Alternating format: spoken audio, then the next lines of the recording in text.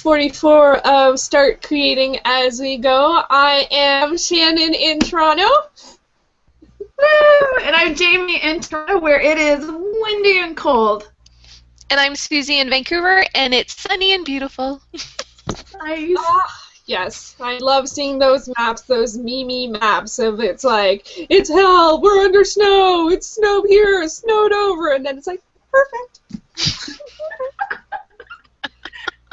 Well, you deserve it, Susie. You totally deserve the awesome weather. Thank you. And on this week's episode, we are going to actually start with listener email. Yay! I kind of feel like we need a little theme song. Email. So email. Thanks so much to Jennifer Thurman for writing to us, and here's what Jennifer told us. You are my inspiration. Okay, I was pretty jealous of your wonderful friendship, but now I can say that I can honestly say that it's awesome to watch you guys and be inspired by your sharing. My goal has been to find something to be creative about every day. Yay! I want to experiment with all sorts of mediums, although I've been a quilter for many years, like our Auntie Lima. I used to knit, crochet, and cross-stitch, but have left all behind me. So I'm ready to bring those things back into my life. I can't wait to watch more of your videos and be inspired to carry on. Hopefully I'll find other like-minded ladies in my neighborhood who want to do the same. Yay! Yay, Jennifer, awesome. Thank you so much for joining us, and yay to pulling out your creative stuff. Yeah, that's very exciting, and I'm a person who loves lots of mediums, too. I can totally relate. And awesomeness that you'd like to meet people in your near community. To do that, you should totally host an event or meet up somewhere and get some other creatives together and have some creative fun. Yay! That's awesome. It's so nice to get feedback. And if you would like to leave us feedback, you can email us at riddlersisters@gmail.com or leave a comment on our YouTube page, like on the video page of the. Okay. You know what I mean, right? It's so in YouTube, it's like in the down bar, like in the doobly doo. Yeah. Okay. From you. Oh, I missed that, Jamie.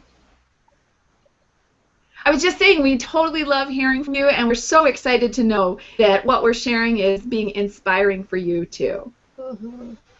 Absolutely. Oh, so exciting. We're starting with me today, right? I was like sitting back, like, okay, what's next? I'm up. You're up. I'm up. Mostly in the past little bit, there's been two things that I've been working on. One, I've been working on my sweater that I've been working on for quite a long time, and this is Heart of an Arm. But. Ooh, Yeah, I'm really happy with it. The whole pattern, like the front and the back, all have the darker, like this at the bottom, and then this. But I am just about to run out of pink. Oh no! And I've only done one of two arms, and the closest color I have is this. So I don't know. Like, when I looked at this at night, with less lights on, it felt like a closer match. So I'm not quite sure what to do. Now looking at it together, I think maybe I should see if I have something more like white. I don't know. Or maybe I'll only have one arm. I don't know what to do. Anyway. And I knew this going in. I was like, Shannon, that's really not enough yarn to make a sweater. Like, it's just not. It's just not. So, anyway. So that's one thing. I'm curious. Do you guys think it's silly to like try and make with a color that's so different, or? Well, one, I think you love bright. You know, and so if that makes you smile and it just oozes Shannon, then because I have white yarn, I can give you some if you want to do that. But somehow that pow combination kind of screams Shannon a little more than white. Yeah, I agree. But it depends on how you feel. If you just think they clash too much, but you love color, so it's up to you. Yeah, it's hard because I love color, but I don't always necessarily love wearing crazy bright colors. I'm like, is that true? As to wear my like new bright pink hoodie, and one of my favorite hoodies ever was bright orange. Oh, I miss that hoodie. I guess we'll see what happens. Let's just take a moment for the hoodie. Oh, orange hoodie. I loved you so.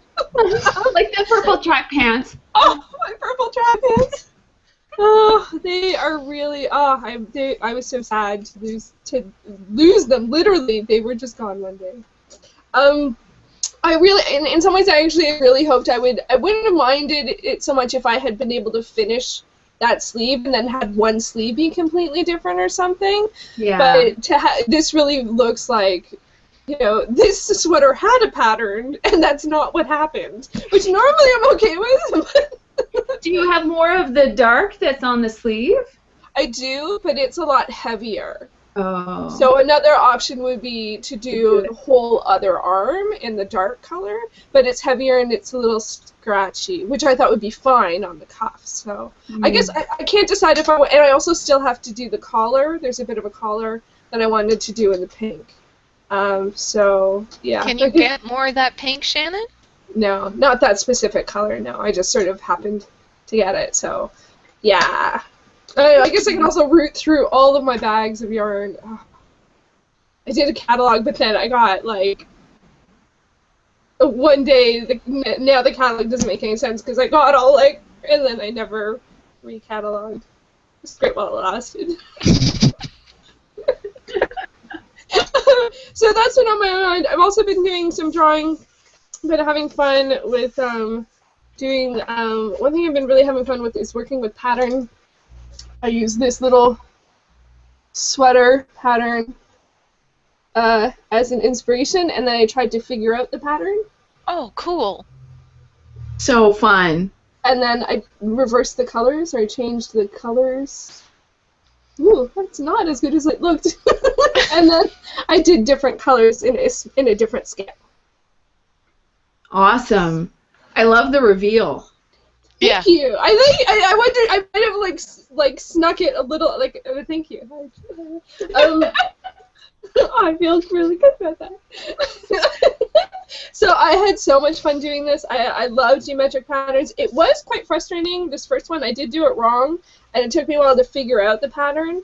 And I've tried some other patterns, but I tried like a wrought iron. Mm-hmm. It's hard to tell because I have stuff on the back, and then marble, which was like hell. It's just like, oh my god, it's so random. That's why I like geometric. It's like you can figure it out. I know it's not everyone's favorite subject, but you know what? It's math. There are angles, there are spaces, that you can measure things. I didn't measure things, but I did use lots of reference points. Anyway, so for me, this was a blast. I definitely want to look. I pulled out a whole bunch of other patterns as well, but I don't know if it got any geometrics, so I'm going to keep looking because they were really fun. I tried some other ones that they're harder. Which doesn't always mean it's less fun, but this was even hard too. But then I found once I figured it out, and I could figure it out. There was a point in which I had conquered it. Hey, Shannon. Apparently that's important to me. So anyway, so I think that's me.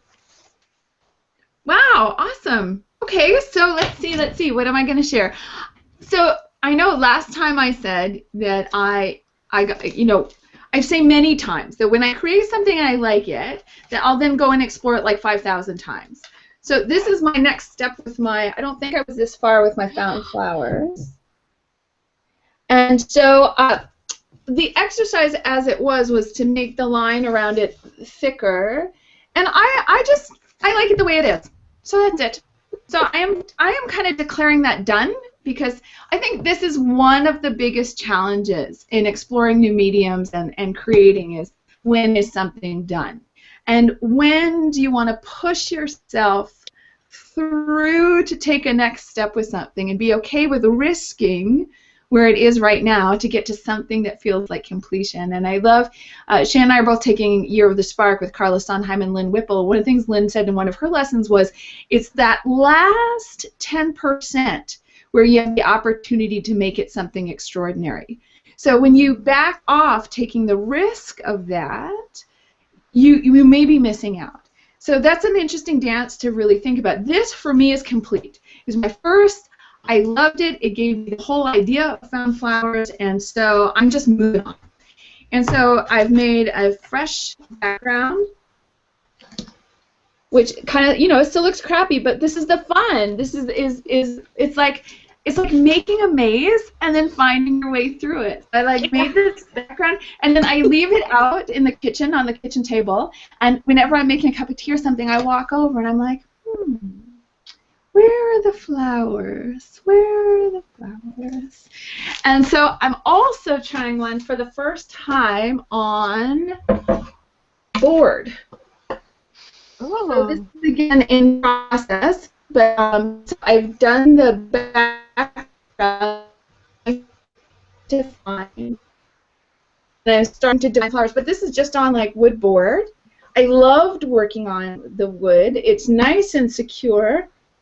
It drinks up a heck of a lot of Mod Podge, I can tell you that. And the nice thing is, when it's finished, if you like it, you can just hang it right away.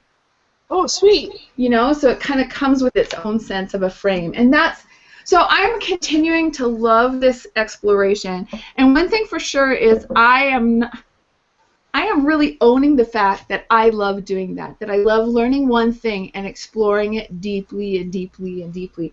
And the other day in my behind-the-scenes videos, which you guys know I share every weekday, I showed one of my journals where all I did for the whole journal was explore, I call it my negative space journal, was explore blacking out things and revealing things and creating shapes. And I finished one journal and I'm on to the next because I love sticking with it. And I think especially when you're new to something, it's great to give yourself a chance to, I think about math, I think about French, I think about guitar. It's like you're doing great, you're learning, you're learning the basics, it's good, and then all of a sudden something happens where the push gets fast, and I don't know about you guys, but I've had the experience of feeling like I got left behind somewhere. Suddenly I missed out on my grounding. And so what's great about being a grown-up is that we can set our own pace. So for me, I'm just going to keep doing this until I'm tired of it, or I feel like, I think also too when you've learned what you're meant to learn from it, you start to veer. Then your creativity and your energy starts to naturally, organically take you to the next iteration. So I'm just allowing that to happen with this process. And who knows, I could end up with 2,000 found flower paintings. I don't know. But maybe one day I thought, what if I did found animals? Or what did I do? Just do found shapes or something. And that's just, it's feeling really, really fun for me. But the flowers, I just like flowers. I just do. And it's funny because I know we've talked about this in different episodes on the show, is when we can feel sensitive about the things we like. I love flowers with a passion. I take a bazillion pictures of flowers. But there is something that feels like, oh, everybody loves flowers, right? So, but I'm missing the not goodness about that. Well, that it's common? Yeah. Okay. Or it's like, yeah, everybody would, but the truth is, we as human beings love flowers. Yeah. I like flowers and I kill plants. not intentionally, but it's just the result. I love flowers, but I wouldn't spend days and days drawing and painting flowers. I love to look at them. I would be your customer, but just because somebody loves it. Sorry. What's that? I said it's a good client base. Everyone loves flowers. It's true. Everyone loves movies. It's just I find it just interesting that how easy it is to hear that voice or to be sensitive about what we like or what we love, whether it's that it's fun or that it's dark or that it's common or that it's whatever it is, that it can create some sensitivity around it, And so it doesn't last for me very long because it's like, oh man, everybody, I love flowers. Do you know what I mean? It's funny, I got sensitive about the pattern this week a bit too. Like when I was working on one of them, I felt like, well, this is stupid, I'm just copying it. And I'm like, I don't care. but I did have that dance this week too. Yeah. You know, like, this is just copying. Like, I felt like it had no value, but then I was like, no, I like it. I love that can bring us back. And actually, Shannon, that brings up something I think really important too, that I know I've been thinking about a lot lately, is that copying actually allows us to expand our visual vocabulary. You know, so, you know, I think I might have talked about this last time, because with the flowers, it's like, because I love flowers, I have a decent visual vocabulary around flowers. But it takes some time to develop. You know, I was trying to do a little comic strip of my life. I have this idea that I think would be kind of really funny to have a creative living comic strip. And so I was just playing with it, and I was like, so let's do a picture of me sitting at my desk having coffee. I don't know what that was. Like, I literally am stopped, you know, or let's have a picture of me painting. I'm like, what would that look like? Because I'm in me. You know, but that's, I have to, if I'm interested in doing that, a part of the act is becoming more, expanding my visual vocabulary of me in action. You know, so expanding your visual vocabulary of pattern, of color, of shape, of, right, it's just good. It's like when we had to write our ABCs. You know, it's a part of developing our facility with this art form. Mm-hmm. And they're beautiful, Jamie, all of them. They're gorgeous. I didn't say anything because I didn't want the camera to keep coming to me. It's true. Thank you. I'm so excited. And honestly, one of the things I will share, and then this will actually be a little bit of what I'm going to do for next week, but one of the things that's a little scary is you'll notice that all three of mine are about at this stage. So this is me having to push through to what's next and finding the what's next that I like to do and that I enjoy looking at as much as I enjoy this. So that's, you know. But thank you. Awesome. And you, Susie.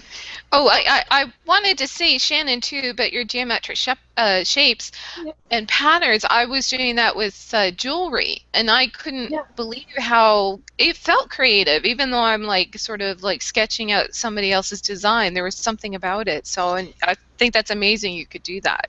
Thank you, and I totally agree. I think that there is, because you're like, for me, I was trying to comprehend it too. It's like, okay, well, what is this? Okay, it's a six-sided shape with a border that's X like width, and then from that another border, and like how do they fit together? And it's a repeating pattern, and it's a repeating pattern in a different direction than I thought of. And so for me, it was extremely engaging, and but it had an order to it because it's a geometric pattern, like as opposed to an organic pattern, which just sort of drove me bananas. Like, you know, it just has a different energy. This I can understand. This is grade 1, and I feel like organic is grade 10. So I'm like, okay, first straight lines. Let's just work with that, like, you know, like, you know, or whatever it may be. I don't know. I'm mixing it up. It makes me think of there's a real tradition of that too. I remember really noticing it when I was at the Van Gogh Museum in Amsterdam, because he did a whole series of paintings where he painted copying other artists, and that was his attempt to learn how are they doing what they're doing. It's kind of like embodying something to get a feel for it and to learn. And so I love that we're opening it. So people out there, if you feel like copying, let yourself copy. Follow what feels joyful and what feels like you're learning. Just go. Absolutely. Now, on that note, Susie. I've had a bit of a dry spell, but I did do one thing to heal my crocheting problems. I made, this is thanks to Shannon too, for my Hello Kitty crochet book, I made a macaroon.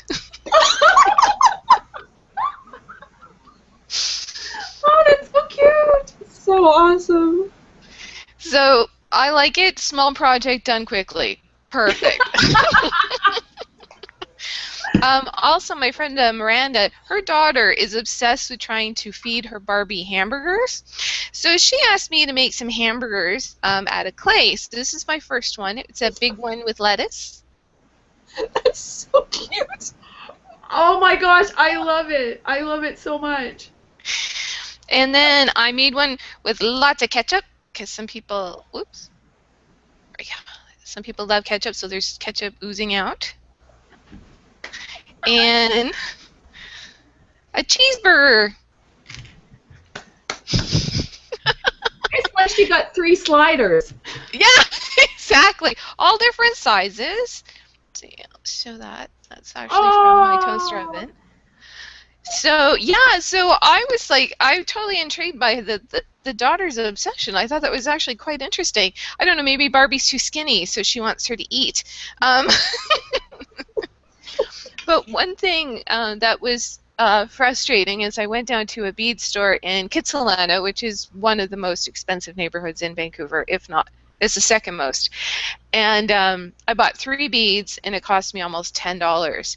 And I actually thought it was going to cost less than that, but it was the numbers that they had were according to weight. And so I thought it was going to be about 5. It came out to 10, and I'm like, oh my God, $10 for 3 beads. So that kind of got me into a downward spiral because it happens often with jewelry making for me that to make money is really, really difficult, and that it's a very expensive hobby if you're not going to sell. And to sell to get your money back, I mean, the earrings have to be like $30, right? So anyway, so I've been having issues with that. So what I decided to do, I decided to embrace Mom's approach that when she couldn't have something that she wanted, she went out and she worked for the money and then bought it. So what I'm going to do is that the money that the little bit of money I make from whatever I sell is going to go back into a crafting pool for jewelry supplies, because jewelry supplies are very expensive. And to stick on that budget, and if it doesn't work, then I move on to another jewelry project and try and sell that. But I have to be realistic about how expensive it is. And so that was a bit heartbreaking, but I decided to take Mom's approach and use that for jewelry making. Again, hear the determination in it. Yeah.